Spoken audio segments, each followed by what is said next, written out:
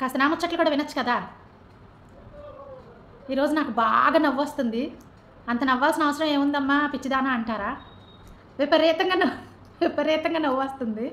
మా అక్క కనుక ఈరోజు మార్నింగ్ స్కూల్లో నా పక్కన కనుక ఉండుంటే, అదే మా పిల్లల స్కూల్కి వెళ్ళాను నేను ఇందాక ఒక షార్ట్ పెట్టాను, లాంగ్ వీడియోలో కూడా పెట్టాను, అది చూసిన వాళ్ళకైతే అర్థమైద్ది.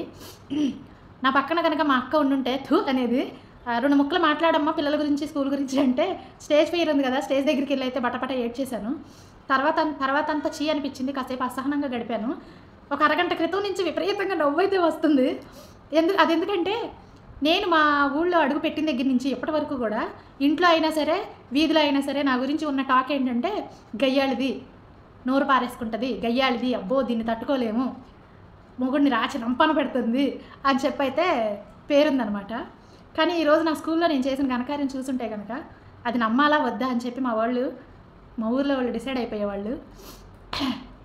అంటే అది కేవలం స్టేజ్ ఫియర్ గురించిను, ఒక 50% ఏమో స్టేజ్ ఫియర్ గురించిను, ఇంకో 50% ఏమో ఎన్నాళ్ళ నుంచో నేను నా పిల్లల గురించి పడుతున్న భయానికి నాకు స్కూల్ ఒక సొల్యూషన్ అన్న ఫీల్లో వచ్చిన ఆనంద బాష్పాలు అనమాట. అది వాళ్ళకి నేను కృతజ్ఞతలు చెప్పుకోవాలనిపించి అట్లా తన్నుకొచ్చింది పెడేలమని. దానికి ఏం చేయలేము. కాకపోతే అంతా అయిపోయాక కూర్చుంటే విపరీతంగా నవ్వొచ్చేస్తుంది. ఆ నవ్వును ఆపుకోలేక మీతో షేర్ చేసుకుందామని అయితే ఇలా వీడియోస్ చేసేసాను.